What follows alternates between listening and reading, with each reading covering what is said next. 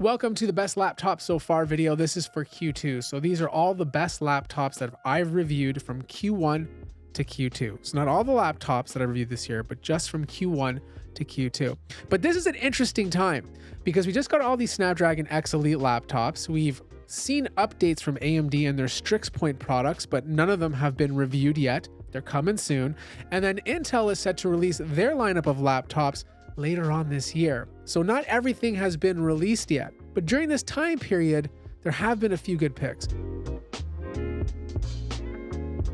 And the first one goes to the Lenovo Legion 7i. This laptop is just a complete vibe. It's white, it looks good, it has brushed aluminum on the left and right hand side. It's pretty much a slim 7i because it's so thin for a gaming laptop. It only weighs under 5 pounds. You got a couple of ports on the back. You open it up and you have a white keyboard deck with beautiful RGB. You have a full numeric keypad and a beautiful glass frosted touchpad. And just with the tradition, you have a display that goes all the way back 180 degrees. Look, it's not like the most decked out laptop. Like, you are getting a 14900HX CPU paired with 32 gigabytes of RAM. You don't get OLED, but you do get a good quality IPS panel that has a high refresh rate. The fan noise is good. The battery life is good. It doesn't get super hot. It's just a well-made product. Next up is the Asus VivoBook S14. Now, this is a laptop that really doesn't stand out for being an exceptionally amazing product or anything, but it's the price that makes this laptop so unique. Like, you can pick this thing up for under 900 bucks and you're getting a product that's made out of aluminum. It's super light. It has a beautiful 14-inch OLED display, which also goes back 180 degrees. You have this nice black keyboard deck. The typing experience is fantastic. It's obviously Intel Evo certified. The battery life is insane, like over 14 hours for a Meteor Lake processor. That's good stuff, you know?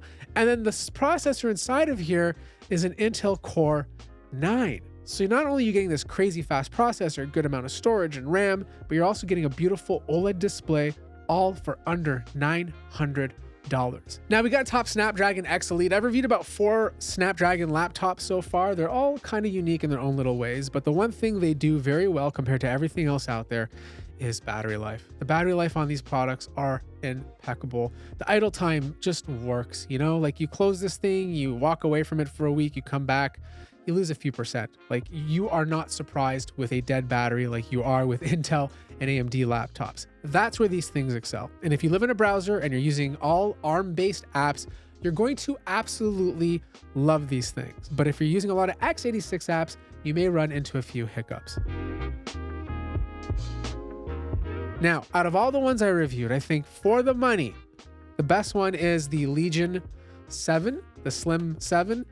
It's priced at $11.99 and you get this beautiful dark navy blue color, this royal blue color, which I think looks just classy, you know? It's thin, it's light. You don't get a lot of ports. There's only 3 Type-C ports. A couple of them are USB 4.0.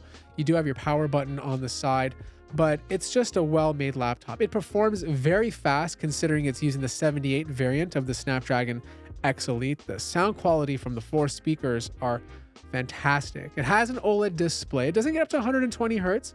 It only hits 90, but 90 is enough to feel that fluidity when you're scrolling.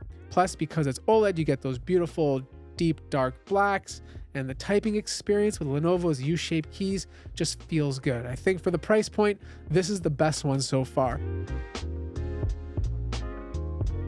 Now, if all you care about is battery life, I highly recommend the Microsoft Surface laptop. This is the 15-inch version, and the only reason I didn't replace this with the Slim laptop, or I picked it over the Slim laptop, is because of its price. It's a few $100s more, and I don't feel like you're getting more, which is unfortunate because the battery life on this is incredible, like 26 hours before needing to charge, which is I haven't seen on any laptop ever, I don't think.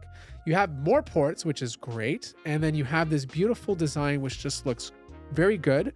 And then when you open it up, Microsoft replaced the regular dive board trackpad with a haptic touchpad. It makes this laptop feel like a MacBook Air. And if you want that vibe in the Windows ecosystem, this Surface laptop truly does that. The only downfall, though, is that you are paying a premium, so keep that in mind. Now, the Razer Blade 16 is a solid product, and this year the biggest update to it was they included a new OLED display, QHD Plus 240 Hz. It's an absolutely gorgeous display. I love this laptop. In fact, I think it's Razer's most well-rounded 16-inch laptop they've ever made. Like, there's just a very good, consistent experience, which I haven't seen before compared to previous Blade 16s that came out on the laptop. It's like they finally fine-tuned it where it should be. But the problem is the price. It's very expensive, $4,200 for this laptop with a 14900HX and an RTX 4090. Now, I will say this, if you don't care about money and you love the Razer vibe, the aesthetic, you're gonna love this thing. It's a great laptop, but I still think you're better off finding a deal on last year's model with a mini LED display and buying that instead if it's significantly cheaper. But for the price, if you're looking for a premium laptop, I'm really happy with the Blade 16. And finally, I want to give an honorable mention to the HP Omen 14. It's $100 cheaper than the G14. Yes, the GPU performance is not as good, but you are getting a white laptop, which looks very classy. I love the way HP designed this.